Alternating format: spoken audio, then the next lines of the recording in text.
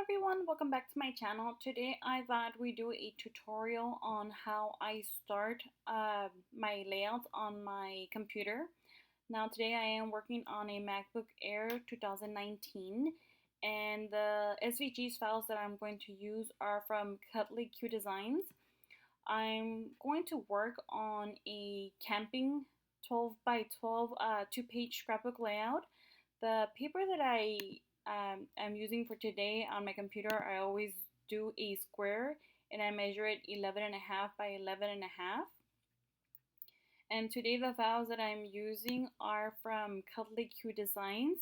They have a couple of camping SVGs files, but today I'm going to work on this one right here. So you would go to the website, buy your file, and then download it onto your computer. From then, I'm going to show you my process of how I download the SVG files to my computer and how I create my layout. So let's go ahead and get started. I'm going to go to my downloads. I've already purchased my file, so I'm going to click on Camping Tokens 2. And Cutley Q Designs, it's actually pretty neat. The files already come assembled. So you're going to click on the assembled one and drag it onto your silhouette. There we go.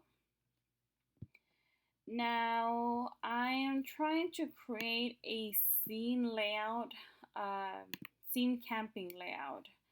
So I'm going to use these files to go ahead and create that. But I usually like to start off with my borders, and as you can see here, I do have my borders. I have my tags that I use for my photo mats, and a couple of other files that I have just in case I wanted to use them. So first, I would like to go ahead and use a couple of borders down here for the floor. Let's see what we find.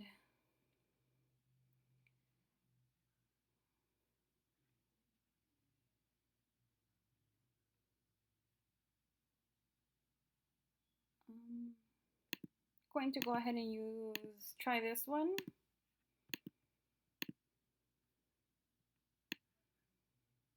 And since I always my layouts are always 11.5 by 11.5, I already have all my borders saved to that size. So now I'm going to go ahead and click duplicate, and I'm going to right click it and flip it.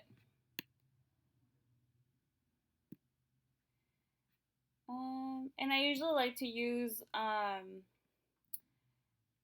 different layers. So let's see if I find anything else. I have a lot of grass, borders.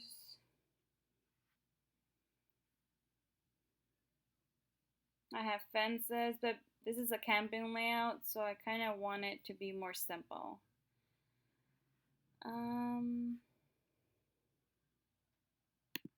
Let me try this one.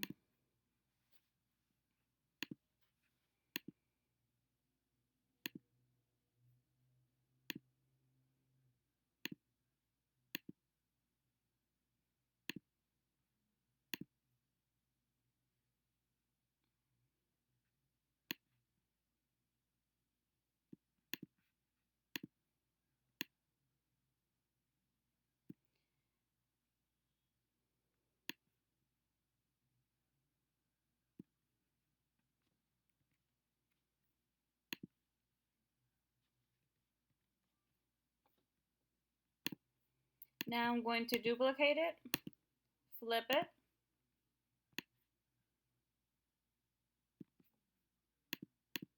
there we go. And now I'm going to send this to the back.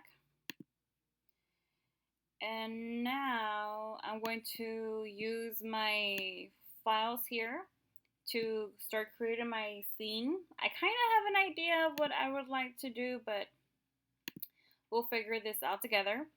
Now, as you can see up here, my files here are grouped together. I need to ungroup it in order to separate it. And now I'm going to click ungroup. It won't fully ungroup everything, but it's a start. I think I'm going to start off with my trees. Going to ungroup it and remove the back. And this is all one. So I think I'm going to make my trees big. Let's see here.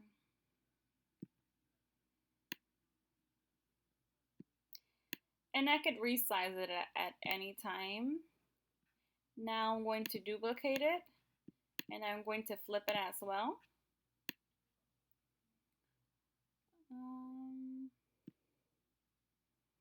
I think it looks pretty good. Let's see what else I have here. Oop. So it looks like this one fully ungrouped. So let me go ahead and group it back together. And I think I'll put this one here. Okay, that one didn't ungroup. Going to delete these. Okay, so these are grouped. Now I think they're a little bit too big, so maybe I should go ahead and resize them. I'll go ahead and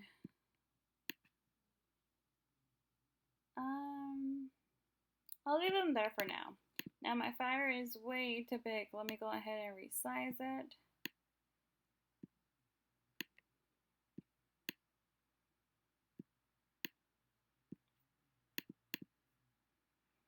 Alright, now let's go ahead and do the tent.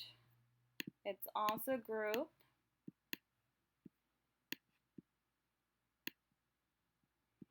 I kind of already had an idea of how I wanted to create my layout. Sometimes it could take me up to 45 minutes to decide, but I kind of already had an idea of how I wanted to create it.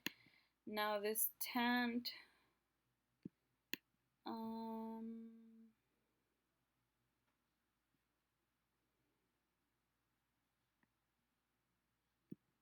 I think it's too big.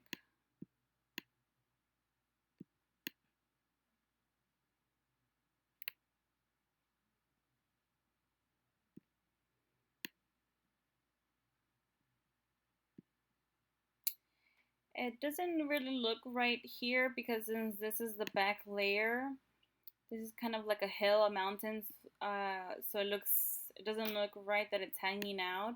So it has to be maybe up here or on this side. Let's go ahead and leave it there for now and then we could decide. What else did it come with?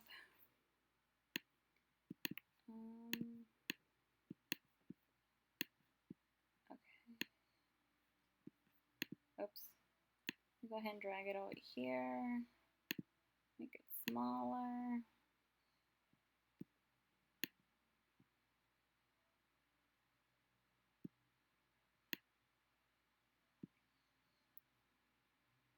Okay. And now for these sleeping bags.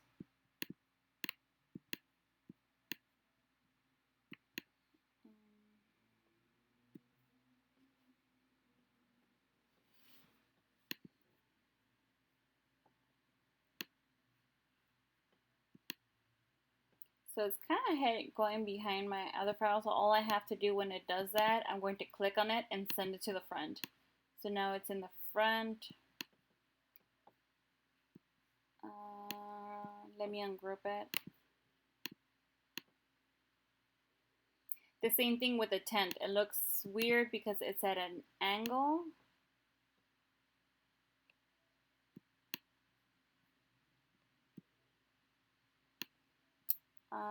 Darn it. I might not be able to use it. It would look weird if I left it here, like the sleeping bag is kind of facing up but tilted.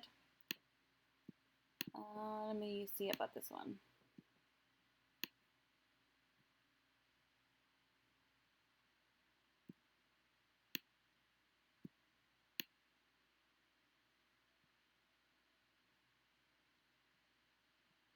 Oh, maybe here, like it's resting on the little rocks.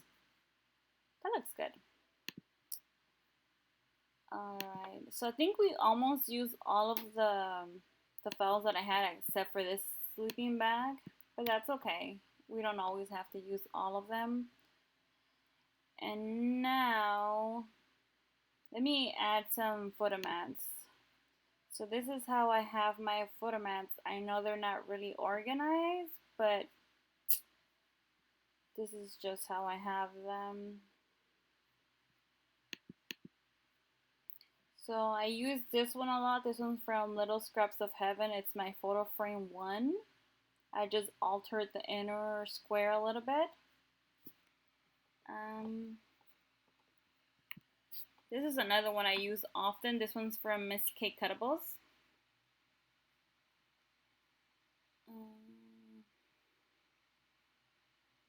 I don't really use that one.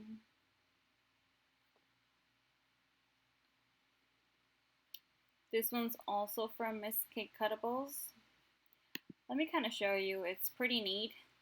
This is how the file comes. So I use this one quite often as well, but this is actually how it comes, and you would ungroup it. And then it gives you the different layers. And then to make my photo frames, I go to the slide. I create an internal offset. I change the color. And then inside, I'll go ahead and go to my shapes, create a square, change the color, bring it inside, and then I alter it.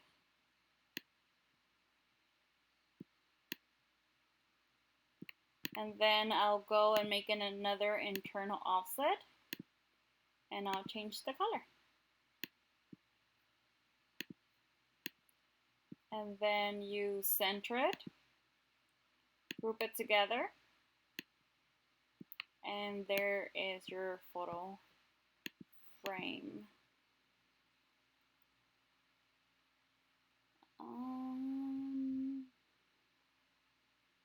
And I've been using this one quite often. This one I just created myself.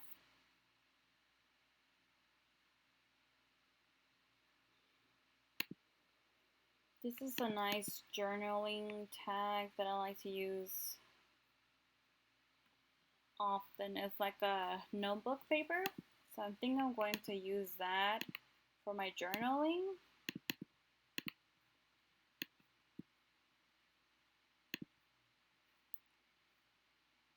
This one's from Little Scraps of Heaven. Let me see.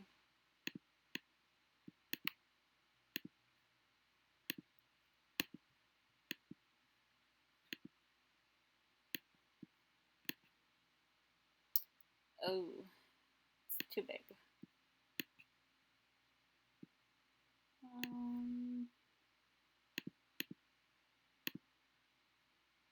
This one's from Miss K Cuttables.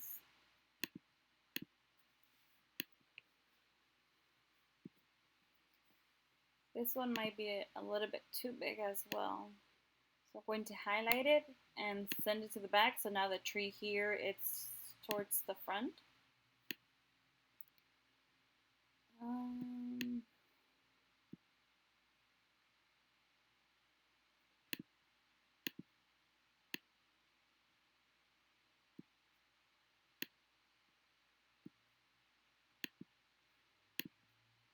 Oh no, I would.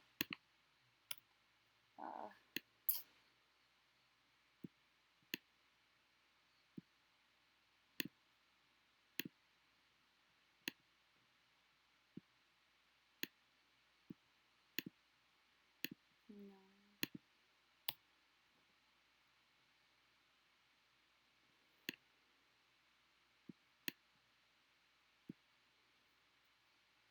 I kind of like this one better, but I feel like it's bigger and this one's smaller, but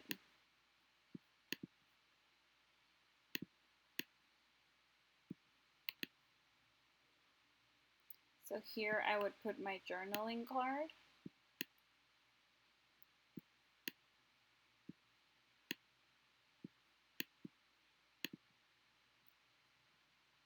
All right, And now I do want to add people to this layout.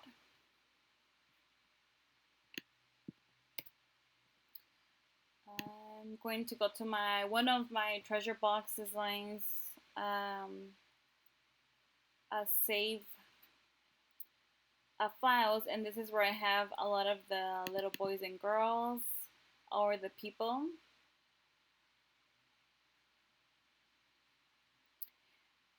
This one's pretty neat. If you're familiar with treasure box designs, they give you little girls and little boys, and you're able to change the hair depending on what you're aiming for. If you like the clothes on one of them but want the hair for a different one, you could definitely go ahead and ungroup it and switch the clothes on them, which I do that quite often. Or if you want the shoes on this one, it's pretty neat. I do this all the time. Especially because sometimes I don't like the way they have their little hair. I'll switch the hair on them. But let's see. I'm looking for adults. This layout is actually not going to have kids. I'm going to have adults. This one, I think I'm going to use this. And this one's from Treasure Box Design. I think it's called Build Tough. And I've used this file quite often now.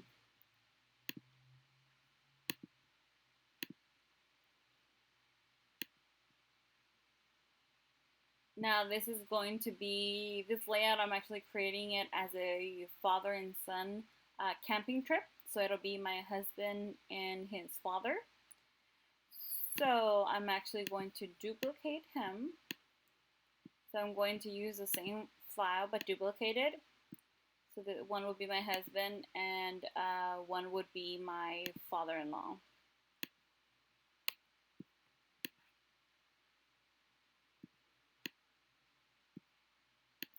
Now, right now, I don't really have to worry about the color of their shirts, their pants, the color of their hair, skin tone, because I'm going to paper piece this. So later on, when I'm picking out my cardstock, I could choose what design I want on their shirts or pants. It's only when you're doing a printing cut that you have to worry about the different colors you might have here. But I think this layout is pretty much done. Now, if I were to do a printing cut, I would move my tree right over here. I would print it out, attach it to my silhouette mat, and when I send it in to be cut, I would use my tool 2. You could use tool 1, but I have better, I just have better luck with my tool 2. Now you have to be very careful when you're doing a printing cut, because when you click on it and you click cut, since it's a file, it'll try to cut everything. When I was a beginner, I had that issue all the time, and I would get frustrated because there wasn't tutorials to tell me that I had to click on cut edge. So if you're doing a printing cut on these type of files, you have to click cut edge, and it would cut out that beautiful tree. But for me, oh, and you also have to make sure that your registration marks are on, otherwise the silhouette won't know where it has to cut out on the outside. But for me, since I'm doing a paper piecing, I'm going to go to my page setup here in the corner.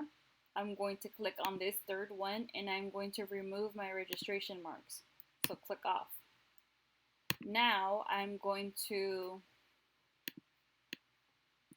ungroup it, and I'm going to bring all my green pieces, because again, I'm going to paper piece this.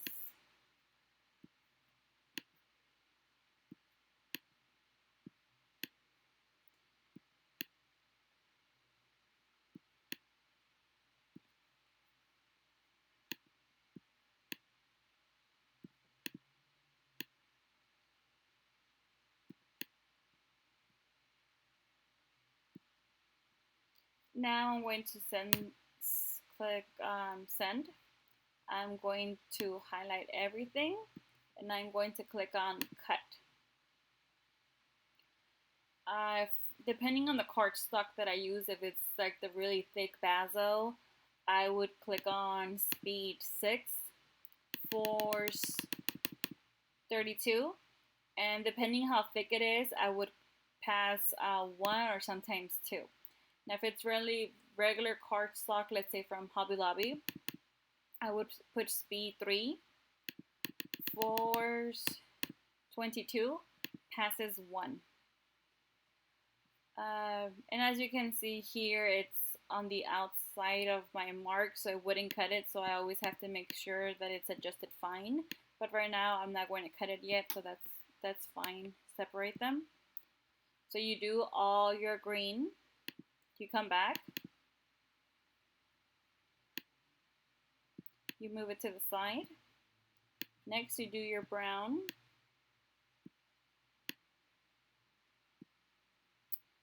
And actually, what I do is actually leave this here. I usually do, like I duplicate it. I leave this here because I always save my layouts in case one day I want to cut it again. So I would do my brown cardstock next. I would cut it, and again, and afterwards I would sand it. Next, my different color rocks.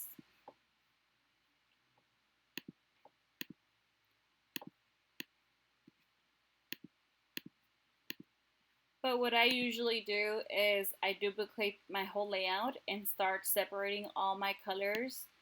So I know that if this was the brown, I would have cut it along with this just to save myself some time. And so forth. And there you have it. This is how I do my layouts. Some people might do them different. Some people might do them a little bit easier. But this is how I create my layouts on my silhouette. I do have the Silhouette Cameo 3.